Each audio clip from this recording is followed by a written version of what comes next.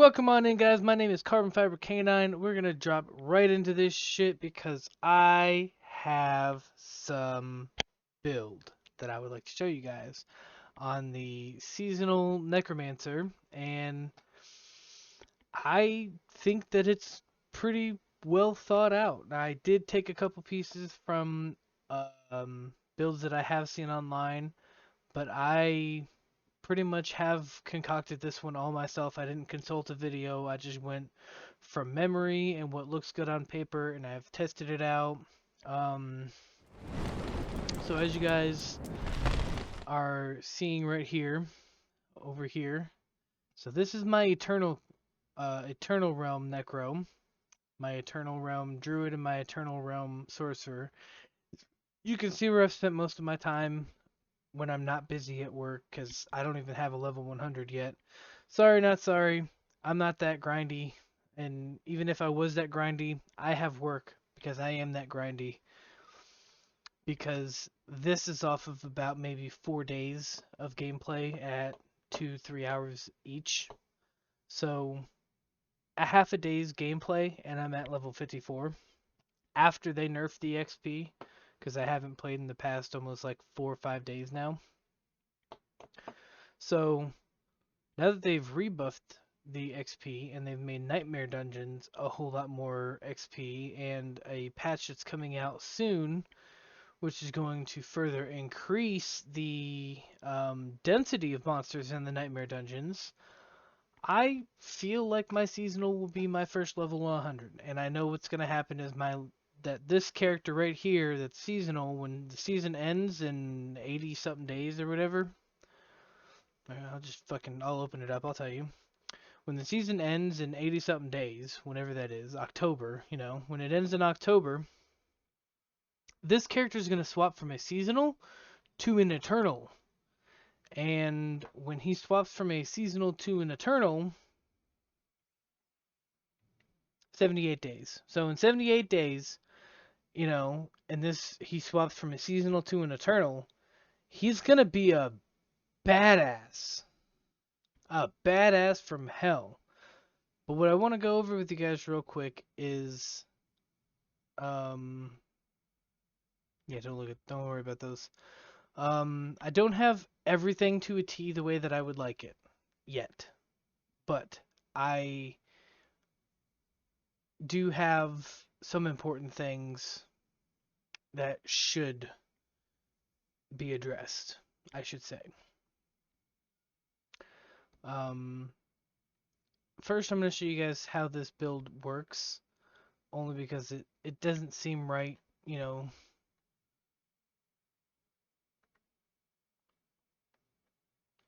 It doesn't seem right to tell you guys, hey, I got this really awesome build, and not show you what it does first, before you even, look at building it. It doesn't seem right. So I'm going to show you guys how it works first, and then I'll show you what makes it work the way that it does. And as with any necromancer, you can't just go right in and, expect to deal massive amounts of damage right off the bat. But at the same time, you can. And the reason why I say you can is because of Rathma's Vigor. So I'm talking about the key passive at the end of your skill tree. Whoa, that lag.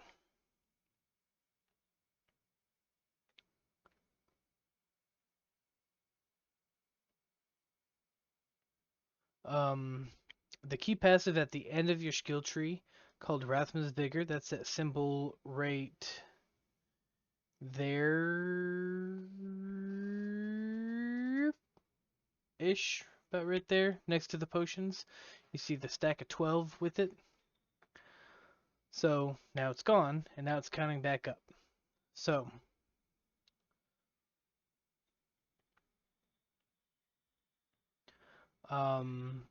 I don't want to show you it on these lobby monsters. It's just not viable on these lower ones. So don't even take that into account for this build. Um, I want to get into some elites where this ritual is and show you how effective it is. Here we go. Here we go. Anyways, as I was saying,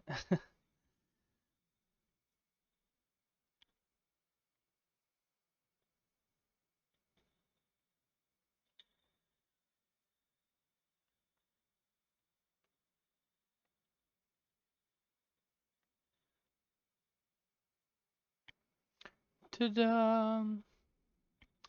See, none of those are elites. Oh, there we go.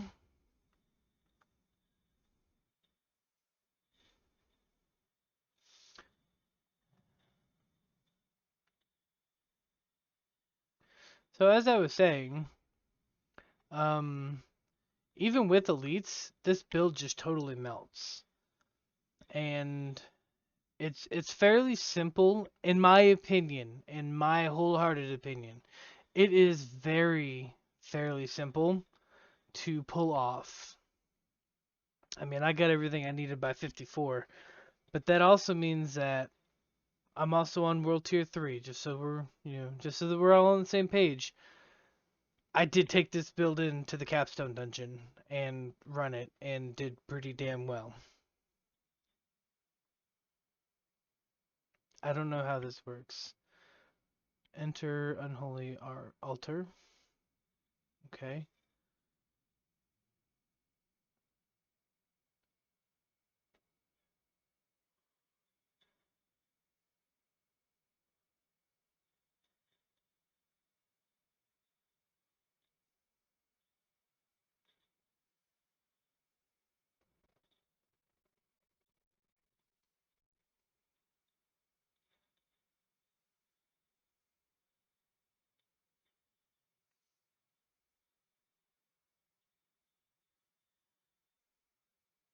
Blood orb.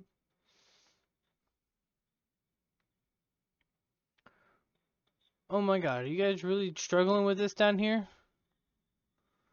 There. You happy? Get your ass back up here.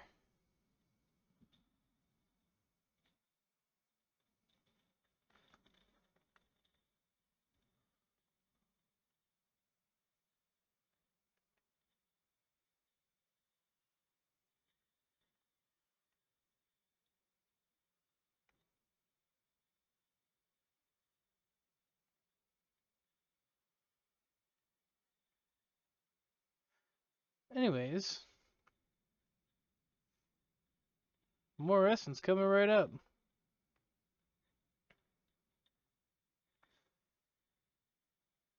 Well, that was definitely premature. Oh, don't run from me. I love you. Oh, we need more essence? Okay. I'll get us more essence. Bingo. And come back over here. And then tendrils. Do that. Pop that. Pop him like that. I'm gonna come down here. Blood surge a couple times.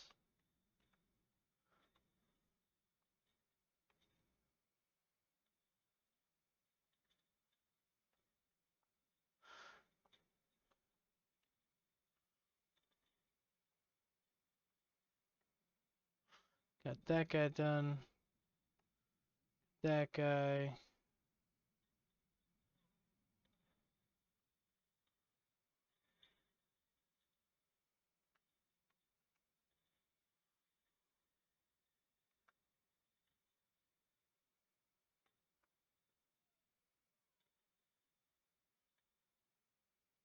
Wait and come in with blood mist.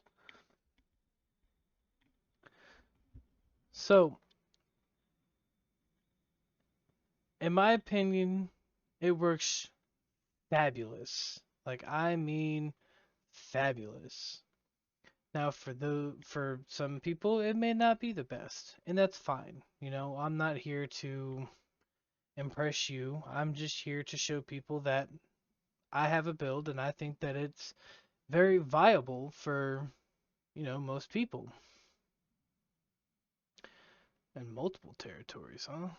One, two, dry steps, dry steps. It's both dry steps. It's multiple territories, my ass. I have taken this into PvP before I had everything, and did really well as well. So now time to get to the nitty gritty with you guys and explain the stuff behind this build that I found works best as of right now. And there is a change that's going to be coming to this soon, but just not quite yet. So first off, I have a damaging an elite enemy grants you a barrier for 510, which obviously is on the low side because it's from the dungeon. And it lasts for 10 seconds, and it can only happen every 30. So basically, every 20 seconds, you're popping a barrier when you're fighting an elite. And that's if the elite lasts that long. So that barrier is just really to help you maintain some of that input before you can push out your output. Okay, so next, the Blood Artisan's Cuirass. Now, I think that I got a decent roll on this because it's got plus 13.5% of damage for 4 seconds after picking up a blood orb. The blood orbs are spawned by one of the malignant hearts, which I will go over in a second. And they're also spawned from my hemorrhage. So I get increased damage for picking up a blood orb. And then I also get extra healing from the blood orb. And because of something on my Paragon board, which I'll go over that in a second as well, the Paragon board also increases my Fortify on Blood Orb pickup. But not yet. I'm missing just, I think, 2 more pieces, and then it's going to start doing the Fortify. And I'll explain that when I get there as well. And then you get the 2.1% armor increase, which, yes, is on the low end. It's not a god roll, but, you know, hey. And then 3 ranks of Bone Spirit. Now, Bone Spirit is not at all important. What is important is the unique that's there. When you pick up 6 blood orbs, which is 1 higher than the lowest that you need, which is 5. A free Bone Spirit is spawned, dealing bonus damage based on your current life percent. Now that's fucking gorgeous. See, because my life, I have 1500 health, which for a level 54, in my opinion, does not seem like a lot, but it's better than only having 900, which is what I did have right about before I started really looking at the build because I hit level 50. So all of this happened between 50 and 54. A lot of this did. Like I had just been waiting and waiting and waiting. Like as you can see, this is a 31. I've had this for a while, right? Then you have this one, 51. Got it, after I hit level 50. Got this one after I hit level 50. This one's 42, which isn't really that much of a big deal, but it coincides with a malignant heart that I have. And then this one at 44. This was a big one for me, except for the fact that it needs the gloves in order to work properly. And then the scythe. I've been looking for a perfect scythe. I found it. It's got the highest god roll for overpower. It's got a low damage over time because the only damage over time that you really do is the blood mist. Everything else is solid damage numbers. They're pops. And then you have damage to injured enemies, which is on the higher end. Now, injured enemies is 35% health or lower. So when they get really low on health, they're like insta popping every time. It's basically like an execution. And then you get 107 life on kill. So what makes this so amazing is when I use my blood surge on my square, my blood surge, and it overpowers It will also overpower the echo that goes with it. Imprinted Blood Surge's Nova echoes again after a short delay, dealing 30% multiplicative less damage. Now, it could be a 25, which would be even better, but I'll take the 30% just because, damn! So, that is the main point about this build, aside from the boots and the gloves. Those three things right there are the most important things of this build, in my opinion. So, going over the gloves right here, you get the lucky hit chance on a god roll, maxed out. You have corpse skill attack speed at a 15%, which helps increase the corpse tendrils and the corpse explosions. Then you have the lucky hit, up to a 12% chance to stun and up to a 14% chance to fear. So both of those lucky hits are going along with the lucky hit chance already on the gloves. And then the unique comes into play here. Instead of detonating immediately, Corpse Explosion summons a volatile skeleton that charges at a random enemy and explodes. Corpse Explosion's damage is increased by 34 multiplicative damage. Now, I wish it was at 40, but I'm not going to find another pair of gloves like this that are just so... Oh... I'm not going to find another pair of gloves that's this good. And if I do, I will change it out. But then the other part that makes this build important right here is the Blood Mist. Triggers corpse explosion on surrounding corpses when Blood Mist detonates a corpse. Its cooldown is reduced by 0.5 seconds.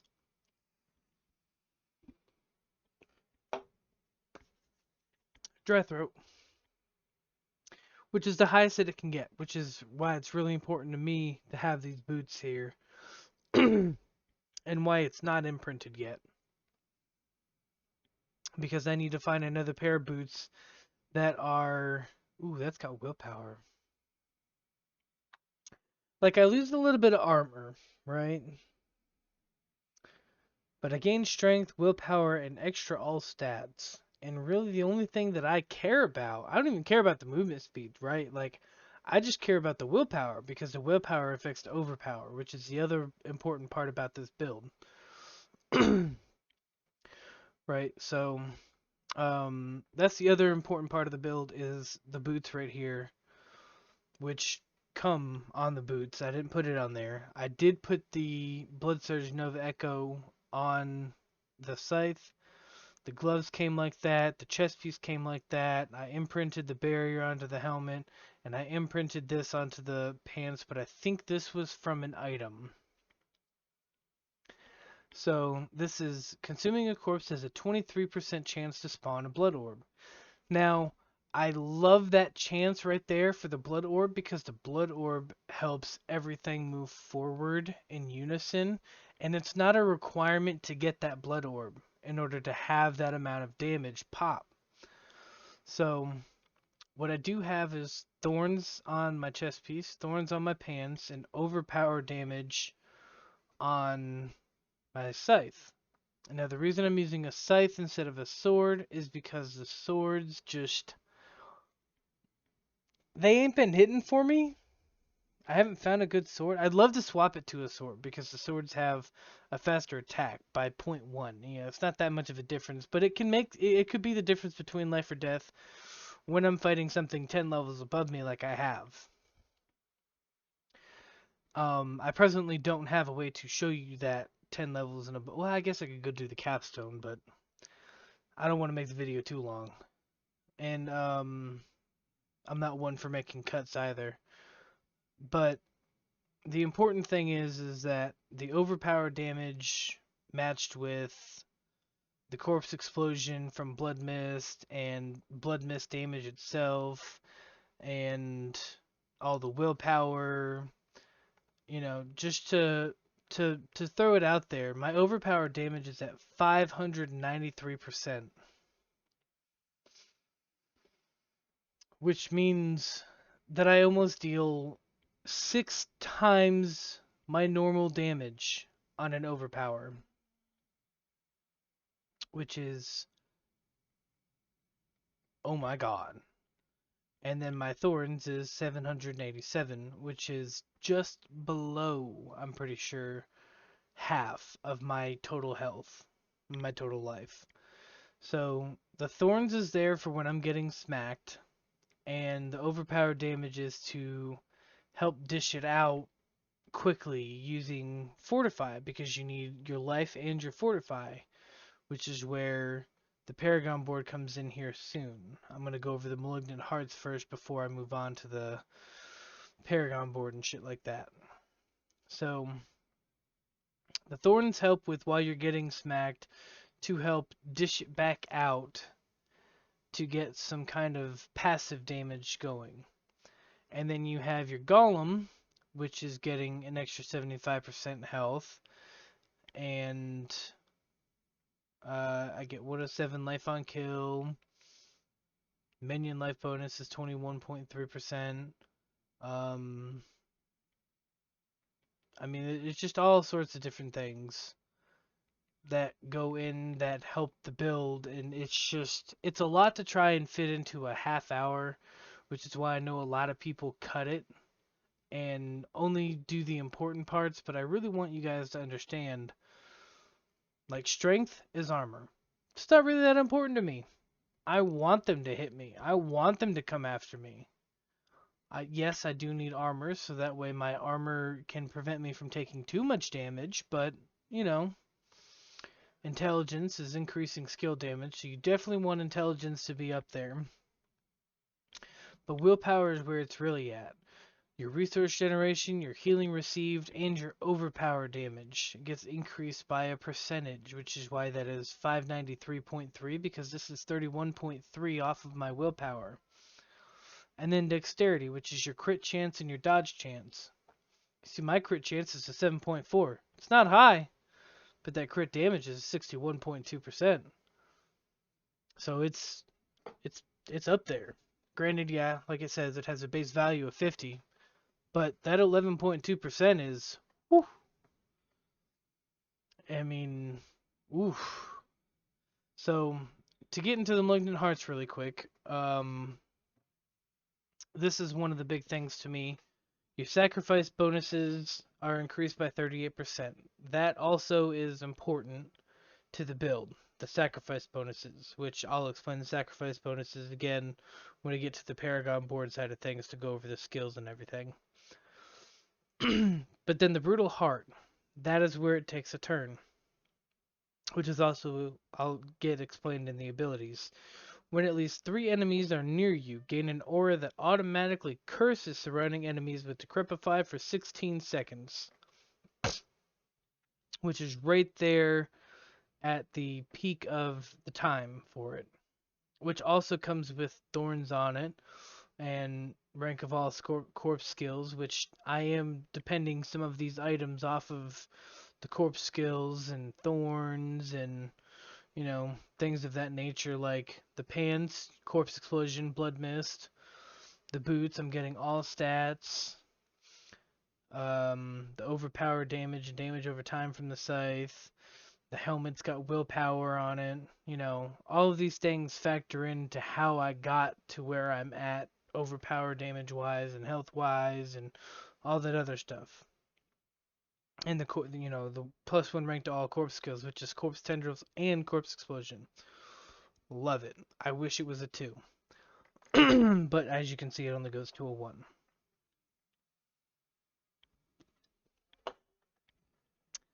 So moving on to this next one. While at full life, blood orbs grant 10 to 20 essence, which mine's on the low end, so I only get 10. But this is where that second Brutal Heart comes in. You gain 12% barrier generation, and you heal 7 life per second while you have an active barrier. Now, going back over to the helmet really quick, damaging an elite grants you a barrier for 510 damage for 10 seconds. You come back over here. You heal 7 life per second while you have an active barrier. Now, if that barrier lasts a whole 10 seconds, that's 70 health. On top of the fact that I gain a 12% barrier generation, which means that after this barrier technically would go away, I'm still building up another barrier. Basically giving myself an active healing item, as well as the blood orbs and them going through, as well as my life on kill, which is 107, right? So all of those things together, maximum minion life, overpowered damage, vulnerable damage, physical damage, because almost everything I'm using is physical damage, even though it's a blood skill. So again, my damages and everything are dependent, yes, on items and what they have on them. If somebody tells you the stats of an item don't matter, don't trust it. Because the stats on the items do matter. Because you could have all the same skills, all the same aspects, and still not do the kind of damage that I do because you don't have that overpowered damage. You don't have those 2 extra ranks to blood mist and corpse explosion. You don't have that extra rank to all corpse skills, making corpse explosion and corpse tendrils, another rank up. Or to get the 3 ranks of bone spirit from this and have it randomly pop. And while not even using bone spirit. The stats on your items do matter, and don't listen to somebody if they're telling you that the stats on the items don't matter. If anyone has anything to say about that, you can hit me up in the comments and we can have a nice little chat. I mean, like a friendly chat, like explain to me why it doesn't. Because from where I'm sitting, the stats do matter. And I'm tired of watching people say that the stats of the items don't matter because it does. So, moving on to this next ring, the Circle of Untimely Death. This is one that I have a love-hate relationship with, and it's because of the vicious heart attached to it.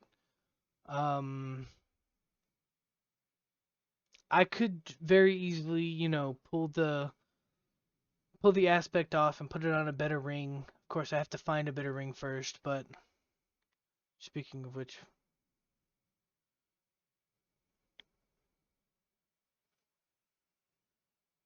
that is a vicious, malignant. Mmm, mmm, mmm. Nope, I'm gonna keep it because I got the injured enemies, I got the distant enemies, I got the critical strike damage increase. I've got overpowered damage that I'll only gain a 0.2 on. Anyways, the stats on this matter as well. But then you also have each percent of your maximum life you heal beyond 100% grants you 0.5% bonus overpower damage on your next overpowering attack up to a 24% bonus. That is also what helps the build work. Now, this Vicious Heart is just what ties everything together that makes it to where you almost have to do nothing than just stand there and press a button maybe every 3-4 seconds. Well, every 6 seconds-ish. Vicious Heart. Walking near a corpse automatically activates an equipped corpse skill every second, dealing 34% multiplicative reduced damage. So it's not about the damage that it does. It's just about activating that corpse skill. So now that we've gone over the build and everything that makes it work and the stats and everything works the way that it is because of the stats and the aspects and the gems,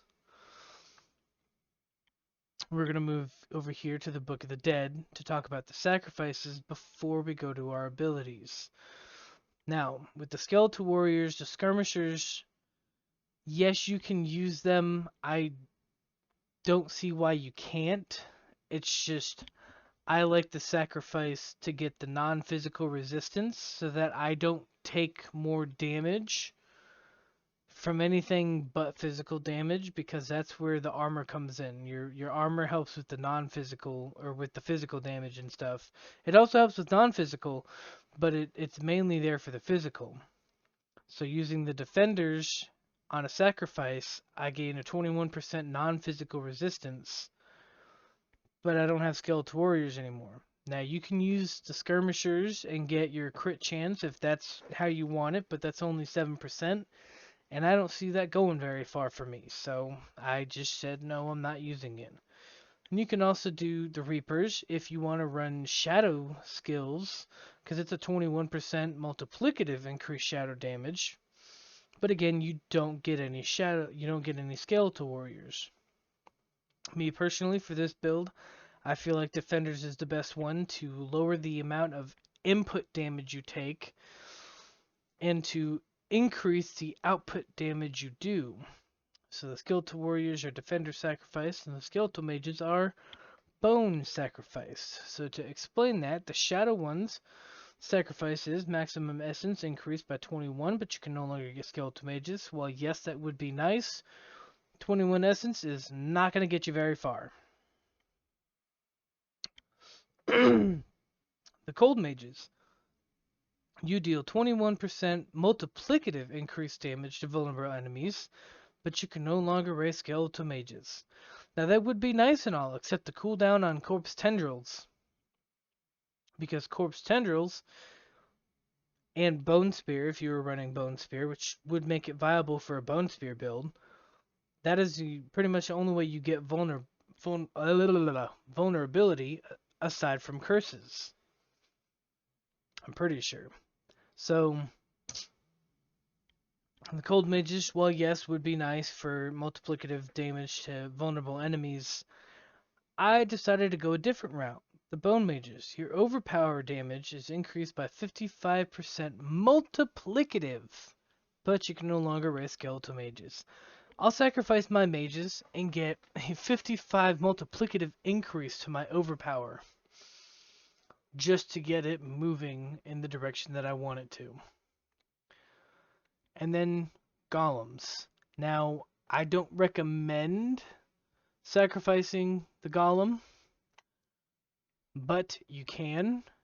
See here with the iron, you get critical strike damage, 41% multiplicative, but you lose your golem. The blood golem is maximum life increased by 14% multiplicative, but no golem. And the bone is 14% increased attack speed, not multiplicative, but you lose the golem. I would not recommend sacrificing the bone at all, ever. The bone sacrifice is total dog shit, in my opinion.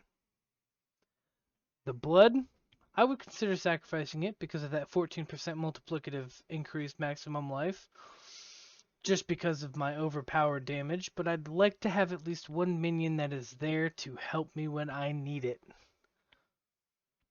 And then, of course, iron is also a good, idea because of the critical strike damage, but that would also require you to have some actual critical strike chance. So, with the blood golem, I would recommend using while healthy. Your blood golem gains 25% damage reduction and 50% multiplicative damage increase. The reason for that is because he already has a lot of health and he has some decent damage. But when you activate his thing, his skill, drains life from nearby enemies to heal and bolster itself. He literally will suck everyone. It's basically like a blood surge for himself, just without overpower, obviously. But he basically makes it where he can't die. So if his bonuses ever drop, where he doesn't get his damage reduction and his increased damage because you can visibly see that he's no longer at 80% or higher, all you do is activate his thing. But I guarantee you he's not going down without a fight, and it's going to take him a while because I haven't lost him yet to a boss since I got him at like 28, I think, level 28. Haven't lost him to a boss yet. He is fit for duty. Promise. So now let's come over here to the skill tree, and we're going to start at the top. I only have one rank into hemorrhage, and I use enhanced hemorrhage and initiates hemorrhage. You can put 2 points into this, but I'd honestly say that 27% is decent enough. When you're a lower level, I do recommend going to that 30 and then dialing it back later. But that's just me.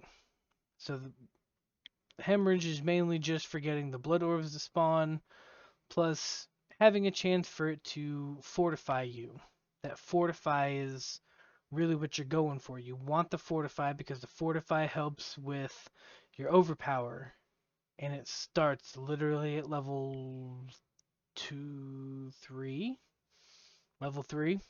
Basically, you can start building fortify, and if you can, why don't you? I mean, that's great in my opinion. Next, we come over here to Blood Surge, which I have at a 5 out of 5 because I want the most damage output on it because it is the main course right next to Blood Mist. Those two are the main courses, and without them, the build does not work. So with Blood Surge, you go with Enhanced Blood Surge, which is where it heals you, and if 4 more enemies are drawn from, then you heal for an additional 3%. So basically, you get 6% of your life if four enemies are hit. You get 6% of your life back. And then you come over here to Paranormal Blood Surge, and if they're damaged by Blood Surge while you're healthy, meaning 80% health or more, then you get a stack of Overwhelming Blood. When you hit 5 stacks of Overwhelming Blood, it automatically, on the next cast, is a overpower cast, which means you get your 593 for me. I get my 593% increased damage on top of what I get for my total life and my fortify matched in with the damage that the skill already does, matched again then with the scythe, where it echoes again, dealing an extra 30% multiplicative, or dealing 30% multiplicative less damage, not increased, less.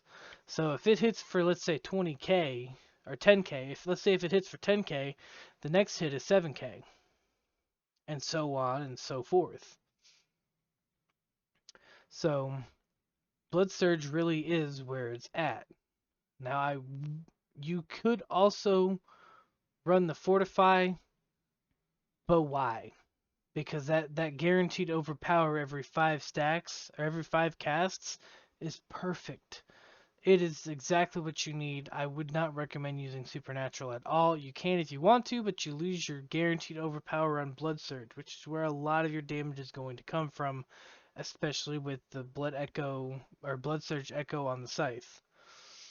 So now moving down here, we have 5 out of 5 on Blood Mist with a 2 item contribution, so that way I could keep it down to put skill points in other places, which is pretty much, it's self-explanatory. Now, casting a skill that overpowers reduces the cooldown of Blood Mist by 2 seconds, which is amazing. And then you have Ghastly Blood Mist, which leaves behind a corpse every 1 second, which ties in with the Malignant Hearts, which is the only reason I'm using it, rather than using the Fortify. Because even though the Fortify would be nice,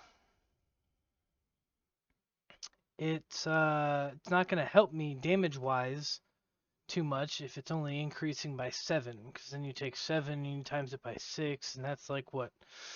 See, 7, 14, 21, 21 plus 21 is, well, 42. So I get an extra 42, maybe 58-ish damage off of 1 tick, and it only ticks, what, like 6 times? I believe.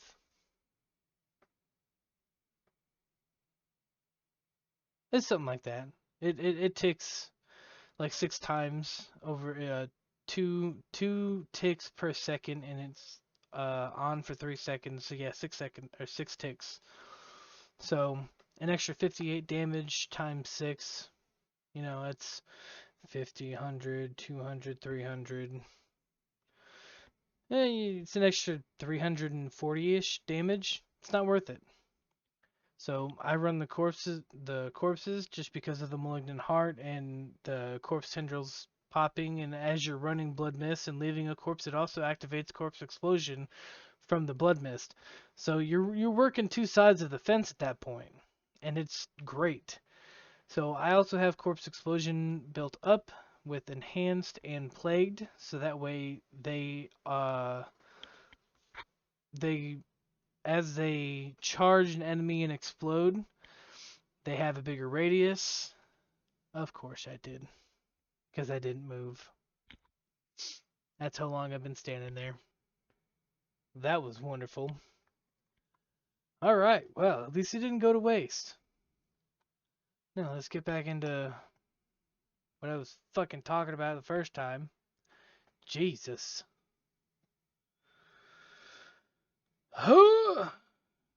Gotta remember to make myself move around. Now I have no sound.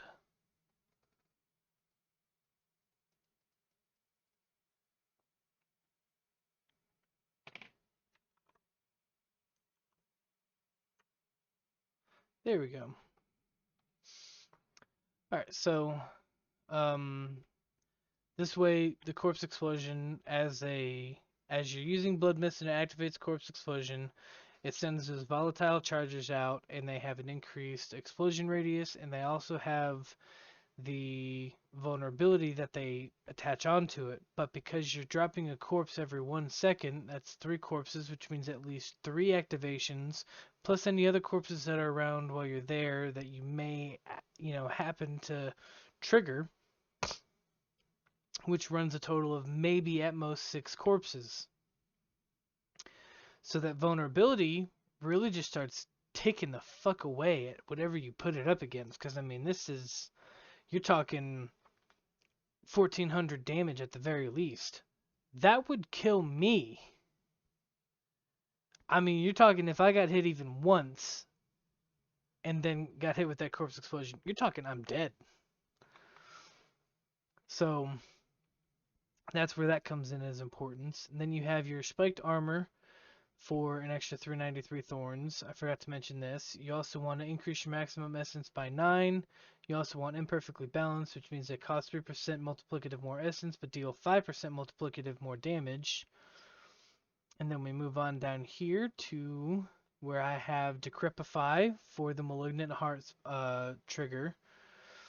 So, while afflicted with Decrepify, they have a 10% chance to get stunned for 2 seconds. They also have a 15% chance to reduce active cooldowns by 1 second off of the lucky hit. Then you have Iron Maiden, which is what I actually use on the enemies, where they take basically like a timed thorn damage. So if they get cursed with Iron Maiden, as they hit me or my Blood Golem, they take at the very least 446 damage for the next 10 seconds. And then you have the modifiers, which means that it no longer costs essence, but you gain 5 essence now for every enemy cursed. And then you have Hard Iron Maiden, where when at least 3 enemies are afflicted by Iron Maiden, its damage is increased by 20% multiplicative. So then you take that 446 and do the 20% multiplicative add-on to it, and you're looking at some pretty hefty numbers already. But then you come down here to the amplified damage, and you get 12% multiplicative increased damage to cursed enemies. Well, they're already getting hit by Decrepify if there's 3 or more enemies. Then you're getting hit by Iron Maiden. So now you have 2 curses going on, plus the 12% multiplicative increase to cursed enemies. Now I'm sure it only takes 1 curse into account, but it's still the objective that you're getting a 12% multiplicative damage increase to cursed enemies, and if they're hit with Decrepify before they're hit with Iron Maiden, that means Iron Maiden's damage is taking that 20% multiplicative if there's at least 3 hit, and then stacking on another 12% multiplicative for the amplified damage. On top of, if they're cursed, your Blood Mist damage and your Blood Surge damage shooting up 12% multiplicative damage because they're cursed. And the closer they are, the more damage you do. Close enemies take 4% multiplicative more damage from you and deal 6% less damage to you. So, now they're uber fucked because now they're taking an additional 4% multiplicative damage on top of the 12% multiplicative damage from the curse. And then you come down here and this is where it gets tricky. So, Corpse Tendrils. I have one rank into Corpse Tendrils. Just one. And I have one item contributing to it. That's all I need. I could remove the one if I wanted to, but then it locks me into that item that's increasing it, which I'm pretty sure is my amulet. And I don't want to be locked into that amulet. So then I go Enhanced Corpse Tendrils, so that they're slowed before they get pulled while they're in range, and that they're also made vulnerable while they are being pulled. Now you could run the Blighted Corpse Tendrils and drop additional blood orbs, especially if you're having a problem with them dropping more frequently enough, more than, less than you're comfortable with, but either one of these are viable and will work very well. This is the tricky part. You only want one on the bonus healing from Gruesome Mending. That's all you want, just one. You don't even want to touch the blood orbs to heal your minions, because then it's taking more health away from you, which then takes away your fortify, which then you get the picture. Coalesced blood. While healthier blood skills deal 18% multiplicative increased damage, so even more is stacking on provided that you are above 80% health, you get an additional 18% multiplicative damage. Then you have this right here. Hitting enemies with blood skills has up to a 30% chance to fortify you for 8% of base life. Now, that includes hemorrhage. That includes blood surge. That includes blood mist. All three of those skills will have a chance to trigger that fortify. And that fortify will, well, essentially increase your overpower damage because it takes your total fortify and your total current life, and it adds it in there as damage, and then it multiplies it by your overpowered percentage. And then you have Tides of Blood. Your blood skills deal 15% multiplicative increased overpower damage. This bonus is doubled while you're healthy, making it a 30% multiplicative increase while you're healthy, which is 80% health or more. Further shoving your blood down their throat. See, now I don't even have Bone Spirit learned, but this is what it does. Consume all of your essence to conjure a Spirit of Bone, but you get it for free. That seeks enemies. Upon reaching an enemy, the spirit explodes, dealing 2,100, basically 96% damage to the target and all surrounding enemies. Damage is increased by 3% multiplicative for each point of essence spent casting Bone Spirit. Now you don't get that increase because there's no essence spent. Because you get it for free. But that's an easy 2,000 damage every 6 blood orbs. That just gets dished out to everything. Why not? So, moving on from the Bone Prison or Bone Spirit, which, I don't use. We come down here and you'll find that I don't use Blood Wave, Army of the Dead, or Bone Storm. Don't need any of them. But I do have my Golem Mastery for 75% increased damage and life. And then I have this one right here, which increases damage reduction by 6%, but reduced by 2% for each active minion, meaning the Blood Golem being a minion, I get a 4% damage reduction. Which, well, yes, is not a lot, but it's better than 0. And then this. The creme de la creme, the reason why you're gonna just melt face when you use this is Memento Mori. Sacrificing both skeletal warriors and skeletal mages increases their sacrifice bonuses by 60%, which is why you keep your golem, because you don't have to sacrifice him. You can keep him. And then the piece of la resistance. The real reason why you're going to melt face. This aids in you melting face, but this is the reason you melt face.